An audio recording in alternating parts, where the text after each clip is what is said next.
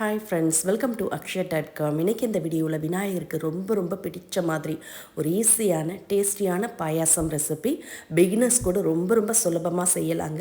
வாங்க இந்த விநாயகர் சதுர்த்தி ஸ்பெஷலாக இந்த ஈஸியான பாயாசம் ரெசிபியை எப்படி செய்யறதுன்னு பார்க்கலாம். அதுக்கு ஒரு கடாயை சூடு பண்ணியிருக்கேன். அதில் 1.5 கப் அளவுக்கு தண்ணீர் ஊற்றிக்கங்க.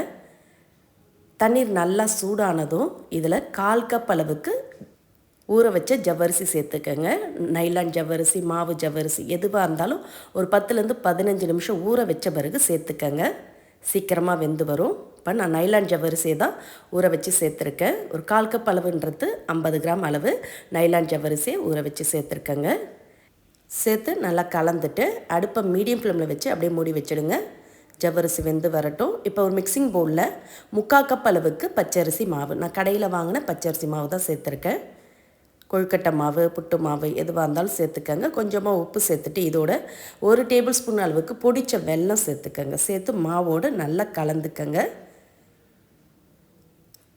வெல்லம், உப்பு நல்லா மாவில் எல்லா இடம் பரவுற மாதிரி கலந்த பிறகு இதில் நல்லா கொதிக்க வச்ச தண்ணீர் கொஞ்சமாக சேர்த்து மாவை பிசைஞ்சிக்கங்க. கொழுக்கட்டை மாவு பதத்துக்கு பிசைஞ்சிக்கங்க. அதிகமாக தண்ணீர் சேர்த்துற வேண்டாம். இது மாதிரி கரண்டியால் கலந்து விட்டு உங்களுக்கு எந்த அளவுக்கு தண்ணீர் தேவையோ, நல்ல சூடான தண்ணீர், கொதிக்க வச்ச தண்ணீர் தான் ஊற்றி பிசையணும். அப்போ தான் நல்லா சாஃப்டாக வரும் கொழுக்கட்டை. பாருங்கள், இந்த அளவுக்கு மாவை நல்லா சாஃப்டாக பிசைஞ்சு அப்படியே மூடி வச்சுடுங்க. இந்த அளவுக்கு மாவு நல்லா சாஃப்டாக இருக்கணும். இதை அப்படியே மூடி வைங்க, இன்னமும் சாஃப்டாகும், பிழியறதுக்கு ஈஸியாக இருக்கும். அப்படியே மூடி வச்சிடலாம். இப்போ நம்ம மூடி வச்ச ஜவ்வரிசியை திறந்து பார்த்துக்கலாம். சரியாக ஒரு 3 நிமிஷத்துலேயே ஜவ்வரிசி நல்லா வெந்து வந்திருக்கு பாருங்கள். இப்போ இதோட 3 கப் அளவுக்கு காய்ச்சி ஆறின பால் சேர்த்துக்கங்க. 1/2 லிட்டர் பால் சேர்த்துருக்கேன். 1/4 கப் ஜவ்வரிசி, 3/4 கப் அரிசி மாவு, மொத்தமாக 1 கப் அளவு ஆகுது. அதனால் 3 கப் அளவுக்கு பால் சேர்த்து நல்லா ஜவ்வரிசியோடு கலந்து விடுங்க. பால்லே ஜவ்வரிசி வெந்து சாஃப்டாகட்டும். நல்லா கொதி வரட்டுங்க.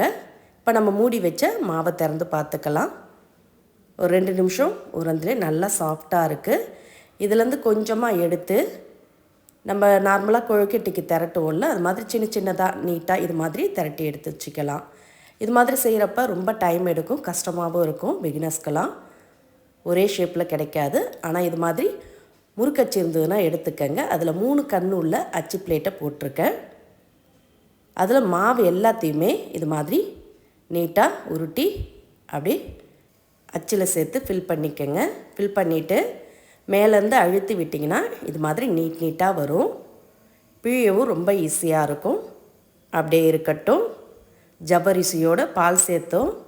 நல்லா கொதி வந்திருக்கு பாருங்கள். இந்த அளவுக்கு நல்லா கொதிக்கணும். அடுப்பை ஹை ஃப்ளேம்லேயே வச்சுக்கோங்க. வச்சுட்டு இப்போ நம்ம அச்சில் சேர்த்த மாவை பிழிஞ்சு விட்டுக்கலாம். அடுப்பை ஹை ஃப்ளேமில் வச்சு கொதிக்க விடுங்க. அப்போ தான் மாவு ஒன்றோடு ஒன்று ஒட்டாமல் நல்லா வெந்து வரும். இது மாதிரி பிழியை பார்த்து சிசரால் கட் பண்ணி விடுங்க. சின்ன பீசஸாக கிடைக்கும். இது மாதிரி ஒரே இடமா இல்லாமல் சுற்றிலும் நீங்கள் பிழிஞ்சு விட்டிங்கன்னா கூட ஒரு கையால் கட் பண்ணி விடவும் ஈஸியாக இருக்கும். லைட்டாக கலந்து விடுங்க. நல்லா கொதிக்கிற பாலில் பிழியிறப்ப சீக்கிரமாகவே வெந்துடும். இப்போ அது அப்படியே கொதிச்சிட்டு இருக்கட்டும். இப்போ அச்சில் இருக்க கடைசியாக இருக்க மாவை எடுத்துக்கங்க. பாருங்கள், 1 டீஸ்பூன் அளவுக்கு மாவு இருக்குது. இதில் கொஞ்சமாக தண்ணி விட்டு கட்டிகள் இல்லாமல் கலந்துக்கங்க. இது மாதிரி கட்டிகள் இல்லாமல் கொஞ்சம் தண்ணியாக கரைச்சி எடுத்துக்கங்க. இதை அப்படியே நம்ம கொதிக்கிற பாலில் ஊற்றிக்கலாம். இப்போ நம்ம பிழிஞ்சு விட்ட மாவும் நல்லா வெந்திருக்கு பாருங்கள், ஒன்றோடு ஒன்று ஒட்டாமல். கொஞ்சம் தண்ணியான பதத்தில் இருக்குது. இதில் நம்ம கலந்து வச்ச மாவை ஊற்றிக்கலாம். ஃபஸ்ட்டு கொழுக்கட்டை வெந்திருக்கான்னு பாருங்கள். பிழிஞ்சு விட்ட மாவை இது மாதிரி ஸ்பூனால் கட் பண்ணி பார்த்திங்கன்னா கட் ஆகுது பாருங்கள், வெந்திருக்கு.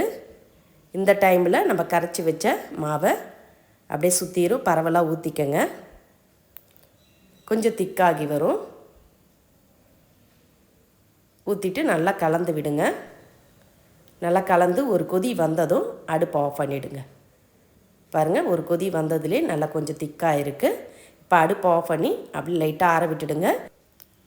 இப்போ இதுக்கு வேண்டிய வெள்ளை கரைச்சலை காய்ச்சி எடுத்துக்கலாம். அதுக்கு சாஸ்பேனை சூடு பண்ணியிருக்கேன். அதில் 1.5 கப் அளவுக்கு பொடிச்ச வெல்லம் சேர்த்துட்டு அதே கப்பில் அரை கப் அளவுக்கு தண்ணீர் ஊற்றிக்கங்க. தண்ணீர் ஊற்றி நல்லா கலந்துடுங்க. கலந்து ஒரு 2லேருந்து 3 நிமிஷம் அப்படியே கொதிக்க விடுங்க. நல்லா கொதித்து வெல்லத்தோட வாசனை போகட்டும், பச்சை வாசனை. பாகுபதெல்லாம் தேவையில்லை. இந்த அளவுக்கு நல்லா கொதி வந்ததும் அடுப்பை ஆஃப் பண்ணிவிடுங்க. அடுப்பை ஆஃப் பண்ணிவிட்டு இதை அப்படியே எடுத்துகிட்டு வந்து வடிகட்டி சேர்த்துக்கலாம். இது மாதிரி ஃபில்டரில் வடிகட்டி சேர்த்துக்கங்க. ஆறின பிறகு சேர்த்திங்கன்னா பால் திரியாமல் இருக்கும். பாருங்கள், இப்போ நல்லா கலந்து விடுங்க. நல்லா கலந்த பிறகு இதோட அரை டீஸ்பூன் ஏலக்காய் பொடி சேர்த்துக்கங்க. நல்ல சூப்பராக அருமையாக ரெடி ஆகிடுது. ஜவ்வரிசி பால் கொழுக்கட்டை ரெடி. இதோட அரை டீஸ்பூன் ஏலக்காய் பொடி சேர்த்துட்டு கூடவே நெய்யில் வறுத்தெடுத்த தேங்காய், முந்திரி, திராட்சையை சேர்த்துக்கங்க. 2 டீஸ்பூன் நெய் விட்டு பொடியை கட் பண்ண தேங்காய், கொஞ்சம் முந்திரி, திராட்சையை நல்லா பொன்னிறமாக வறுத்து எடுத்துகிட்டு வந்து சேர்த்து கலந்திங்கன்னா நல்ல சுவையான பால் கொழுக்கட்டை ஜவ்வரிசி பாயாசம் ரெடி. இதே மாதிரி இதே அளவுகளோட நீங்களும் கண்டிப்பாக ட்ரை பண்ணி பாருங்கள். பிகினர்ஸ் கூட ரொம்ப ரொம்ப சுலபமாக செய்யலாம். இந்த விநாயகர் சதுர்த்திக்கு ஸ்பெஷலான இந்த ஸ்வீட் ரெசிப்பியை செஞ்சு பார்த்துட்டு உங்களோட கருத்துக்களை கமெண்டில் தெரிவிங்க. இந்த ரெசிபி பிடிச்சிருந்தால் அப்படியே லைக் கொடுங்க. மறக்காமல் நம்ம சேனலையும் சப்ஸ்கிரைப் பண்ணிவிடுங்க. நன்றி, வணக்கம்.